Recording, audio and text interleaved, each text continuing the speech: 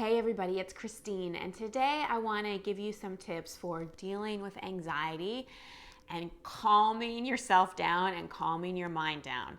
And I'm inspired to share this with you this week for two reasons. One, I've had so much going on and I've noticed my anxiety has gone up. And so I've used all the tools I'm going to share with you today to deal with it. And two, out of all the questions I get, one of the most common ones is, how do I deal with anxiety? How do I calm my mind down? How do I be still? Because, we live in a world where there's just so much going on. And anxiety is probably the chief complaint I hear about. So hopefully this will help. First of all, and if you've been following me for a while, you've probably heard me say this before, anxiety is a symptom of future-based thinking. When we're totally in the present moment, there's no anxiety. Simple, but difficult to be in the present moment. We all kind of know that being in the present moment is key, but when we've got a massive to-do list or something stressful is happening in our life, being totally present and not attached to the future is often challenging. However, if you want to really combat anxiety and calm yourself down, when that mind races off into the future, bring it back into the present moment. Overwhelm often goes with anxiety because it's like, oh my gosh, how am I going to get all this done? What's going to happen? And that happens because we're too many steps ahead. So it's being in the present moment and focusing on, what do I have to do right now? What's present right now? What's my first step?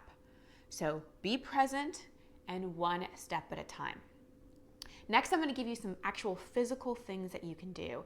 So one of the reason anxiety creates that tension in our stomach or those butterflies or that kind of revved up feeling is because it's triggering that fight or flight response. It's triggering the amygdala of our brain. And so it's firing up our nervous system, it's releasing cortisol, and it's just not good for our overall well-being. So how do we turn the dial on all that down? Well, it's learning how to really calm your nervous system. One of the main ways you can do that is by taking a really deep, slow breath. And I often notice when people have anxiety and I tell them to take a deep breath, they're like, and even their breath is tense. So you don't want to feel like you're sucking all the air out of the room. You don't want your breath to be tense. You just want a nice, and let it go. And I'm going to actually take you through a little breath work cycle at the end of this video. So that's the first thing, just breath. Nothing connects us more to the present moment than breath. The other thing that you can do is actually just kind of gently touch yourself, gently just rub the inner edge of your wrist, rub your neck, roll your head around, give yourself a little hug. Those kind of self-soothing things actually have been proven to calm down the nervous system and help, kind of deflate that amygdala from firing off. So it's just sometimes if I'm really stressed out, I'll just do this and I'll take some deep breaths and I'll just feel my nervous system calming down because I know how important it is not to release tons of cortisol. It's just going to make me more stressed. It's going to break down my immune system. It's going to age me faster. No bueno. Anxiety is not healthy, right? So we want to use these tools. The other thing is stuffed animal. If you don't have a pet of your own, I don't have a real life dog or a pet, so often I resort to stuffed animal. I got this the day I was born from my dad. Oops, he's all tangled in my mic cord. Let's take that off of him. And just holding a stuffed animal and rocking it. I know that it sounds crazy because we're grown-ups, but that's also a very soothing thing to do, or petting your dog. Going out in nature, breathing some fresh air, putting your feet in the grass. Anytime we connect with nature and connect with the earth, that calms us down. Also, a lot of times with anxiety, we want to release it. If you're having trouble, nothing's calming you down, you may need to release it. Now, exercise in the past has been one of my main ways to do it, but if I'm really anxious and really stressed out, then doing a hardcore exercise routine sometimes just depletes me more. So I have to really listen to my body and ask, is exercising hard what I need, or do I need to dance? Do I need to move? Do I need to shake around? Do I need to scream? Oftentimes the release we need is not necessarily physical hard exercise that's going to deplete us, but more that movement release. So really check in terms of what kind of release you need. You can also use release writing, which I teach you how to do in expectation hangover. And then finally, I do use supplements and essential oils. I use lavender oil a lot. I use an oil called Stress Away from Living Oils. Oftentimes, I'll just use those essential oils and just kind of breathe in that calming feeling. And when we have a lot of anxiety, often sleeping is very difficult. But when your cortisol levels are up and your nervous system is firing, you really want sleep. So taking things like melatonin and valerian root are really helpful. There's 2 products I love. I love the company Onnit.